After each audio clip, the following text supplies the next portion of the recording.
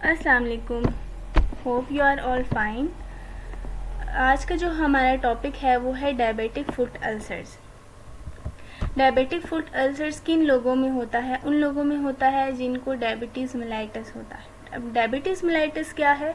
Diabetes mellitus में एक ऐसी कंडीशन है जिसमें ब्लड ग्लूकोज लेवल हाई रहता है और उसकी वजह से क्या होता है, आपकी नर्व्स डैमेज होते हैं, किडनीज, आईज और ब्लड वेसल्स, ये सारी चीज़ें डैमेज होना स्टार्ट हो जाती हैं।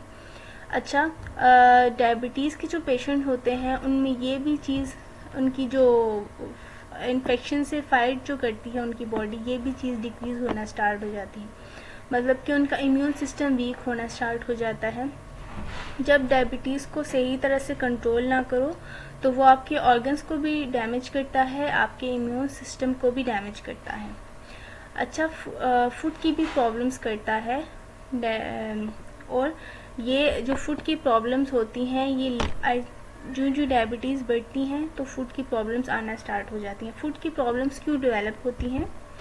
फूड की प्रॉब्लम्स इस वजह से डेवलप होती हैं कि जो हमारा जो नर्वस सिस्टम है उसको डैमेज हो चुका होता है और पेशेंट जो है ना वो अपना बॉडी, अपने जो फीड को जो है ना प्रॉपर्ली फील नहीं कर पा रहा होता। उसके ऑब्वियसली उसका नर्वस सिस्टम डैमेज हो गया है तो उस जगह पे सिक्रीशन नहीं होगी, स्वेट सिक्रीशन नहीं होगी, ऑयल प्रोडक्शन नहीं होगा जो आपकी स्किन को लुब्रिकेट करता है, जिसकी वजह से आप क्या होता है, फूड जो है वो इम्पेयर्ड होता है।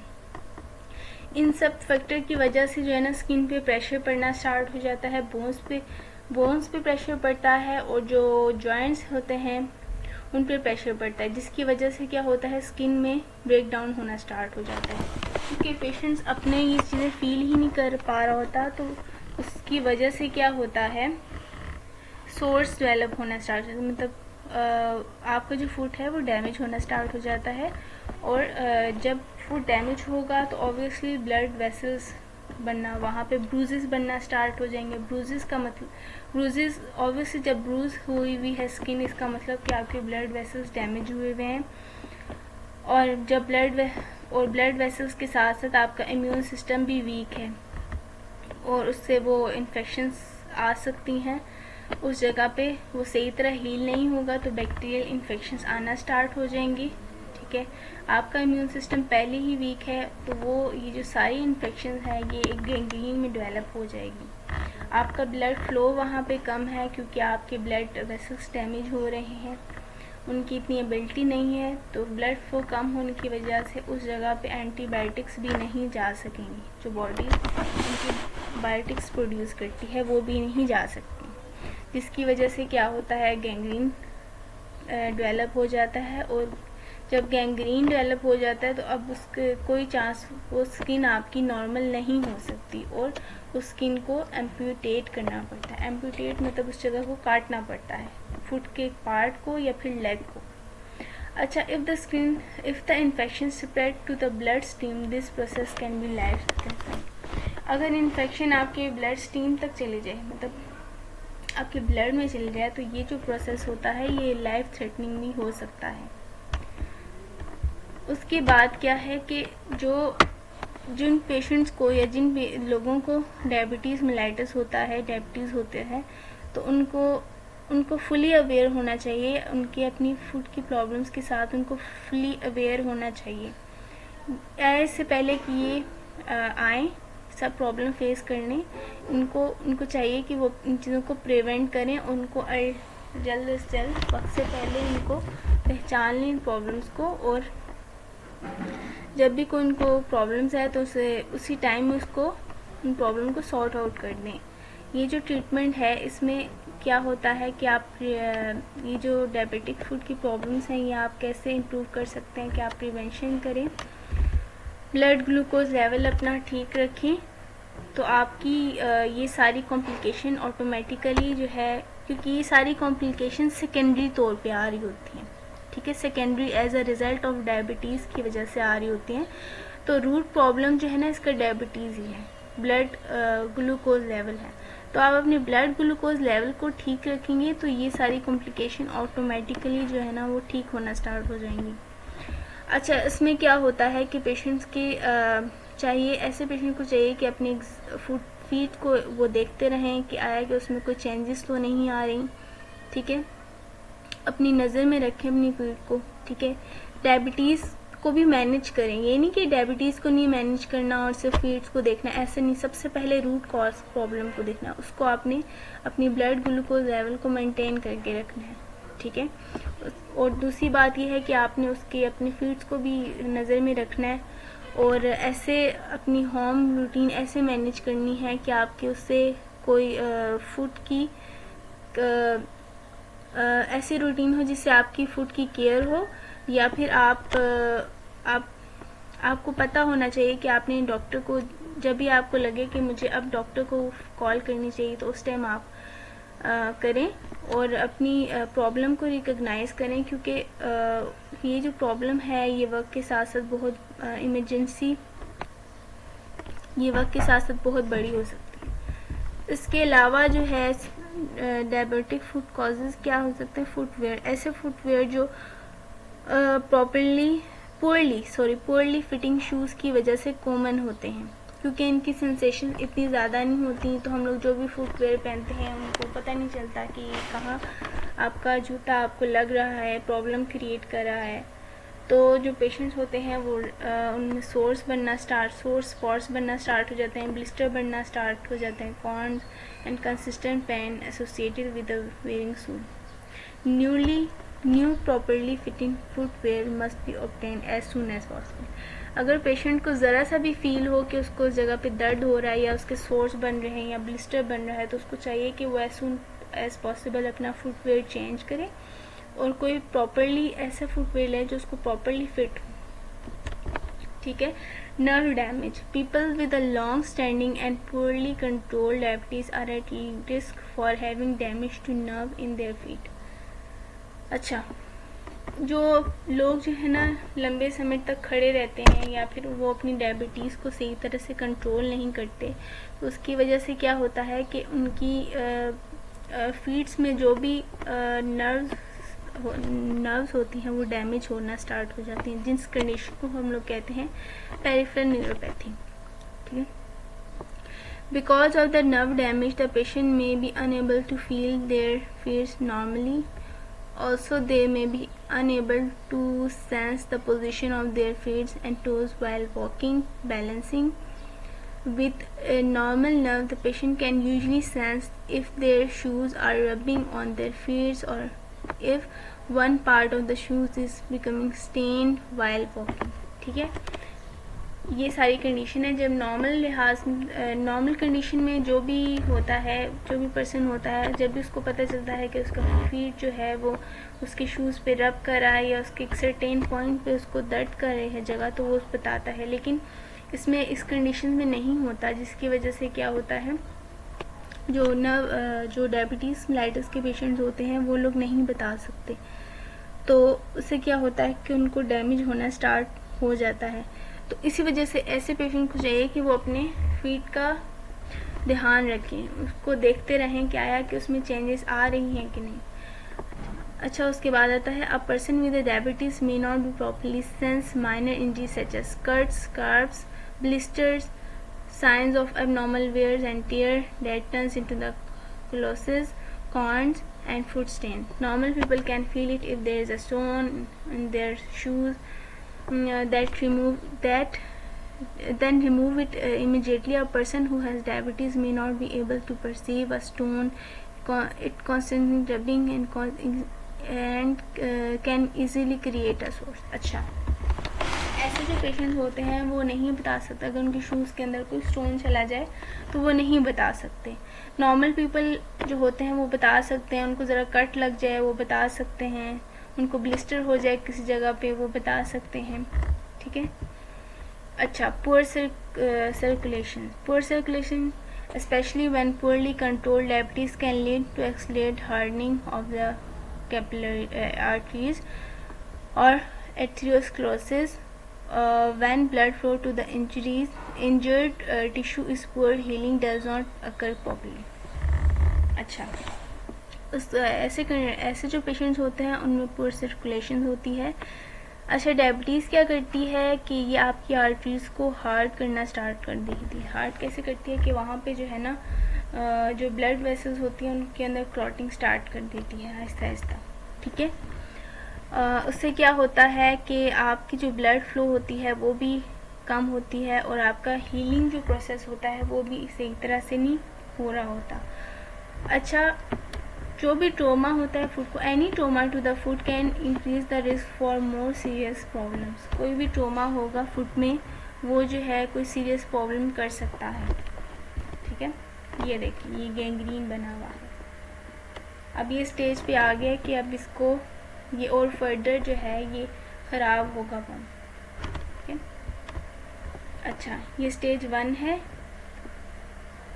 इस स्टेज तक आप अपनी इन्फेक्शंस को वो कर सकते हैं, कंट्रोल कर सकते हैं।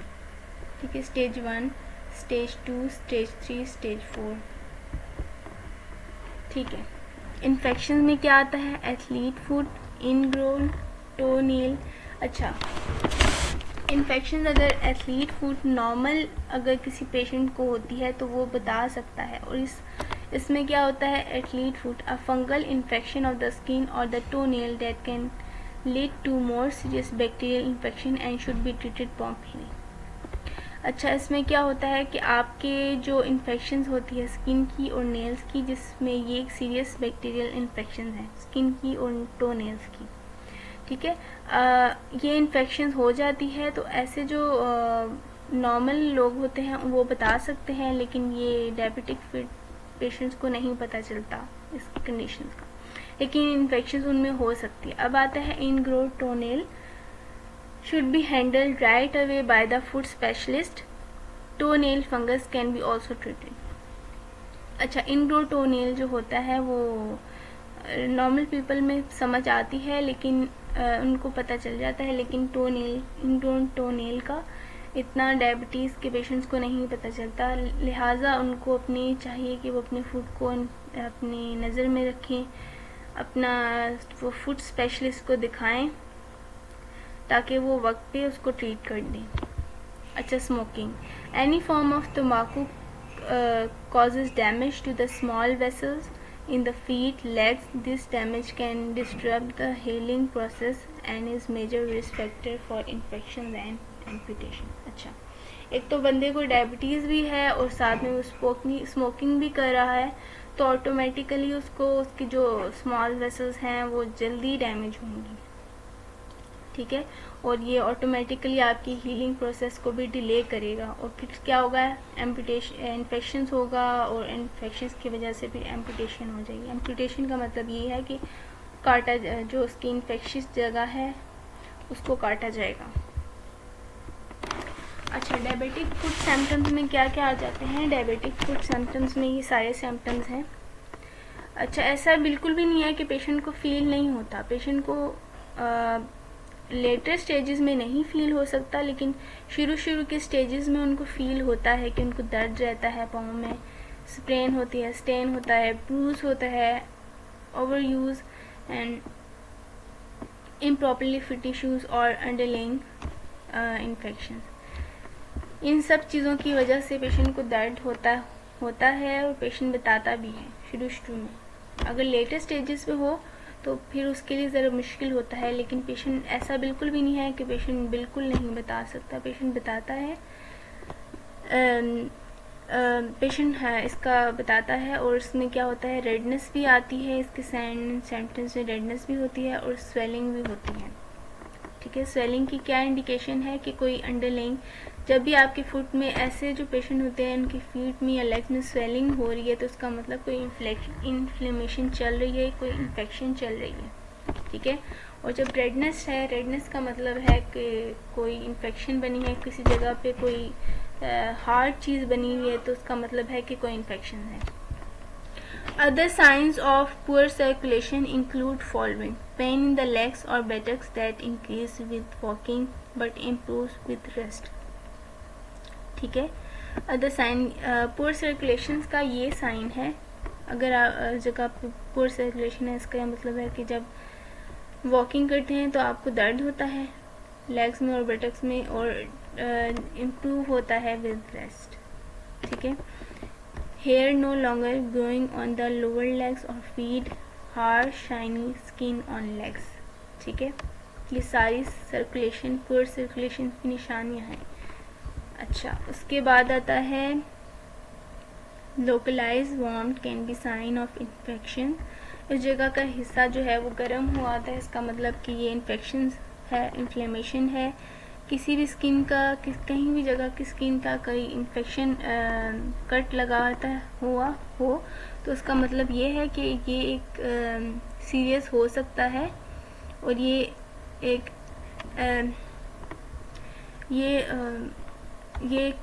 किसी भी Calluses or cons can be signs of chronic trauma to the foot, toenails, fungus and ingrown toenail may lead to more serious bacterial infections। ठीक है, तो ये जो हमारे स्किन का साइन है, कोई भी स्किन का जो ब्रेक हुई है, कहीं से भी कट हुआ है, तो ये एक सीरियस इन्फेक्शन बन सकती है। और किसी जगह में क्लोसिस बना है, क्लोसिस का मतलब है कि किस जगह पे स्किन हार्ड हुई हुई है, कॉन्स बनी हुई हैं, तो ये इसका मतलब है कि क्रोनिक ट्रोमा है। क्रोनिक ट्रोमा का मतलब है कि काफ़ी अरसे से चल रहा है फुट पे। ठीक है।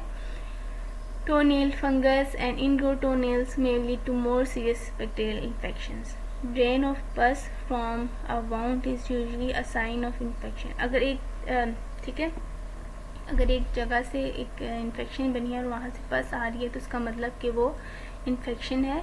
और एक persistent bloody drainage is also sign of potential serious food problem. अच्छा, एक जगह से कंसिस्टेंट जो है वो आपकी पस निकल रहा है, एक जगह से हार्ड हुआ है, तो ये सारे साइंस हैं इन्फेक्शंस के। अच्छा, उसके बाद अगर एक जगह से बार बार जो है ना वो खून निकल रहा है, आ रहा है, तो इसका मतलब यही है कि ये सीरियस प्रॉब्लम है फुट की। ठीक है, और ये फ्यूचर में हो सकती है। अ लिम्ब और difficulty in a foot in a walking can be sign of joint problem. ठीक है, जॉइंट प्रॉब्लम्स भी होना स्टार्ट हो जाती हैं और डिफ़िकल्टी भी होती है वॉकिंग में, जिसकी वजह क्या है कि कोई जॉइंट का प्रॉब्लम है। फीवर है, फीवर और चिल किसकी वजह से हो सकती है? ये इन्फेक्शन की वजह से हो सकती है। इन्फेक्शन की वजह से रेडनेस हो सकती है, पस आती है, कि ये सारी होती हैं। उसके अलावा rest sticking away from a wound and redness separating out from a wound is a sign of progressive worsening infection. ठीक है, अगर एक इन्फेक्शन, एक वाउंड है, वहाँ पे उसके इर्द गिर्द जो है ना सारी रेडनेस ही रेडनेस जो है ना वो स्प्रेड हुई हुई है, इसका मतलब कि ये जो है ना इन्फेक्शन ऐसी है जो आगे प्रोग्रेस हो सकती है। New and lasting numbness in the feet and legs can be a sign of nerve damage from diabetes which can increase the person risk for leg and foot problem। ठीक है। अच्छा, अगर पेशेंट को एक newly symptoms आना start हो गए हैं, नमनेस हो रही है फीट और लेग्स में, इसका मतलब कि ये एक सीरियस नर्व प्रॉब्लम हो सकती है पेशेंट को। ठीक है, thank you so much, this is the lecture and hope आपको ये सारा समझ आया। आई होप कि आपको ये सारा समझ आया होगा। तो मिलते हैं आपको अगले लेक्चर में। अभी के लिए अल्लाह हाफिज़।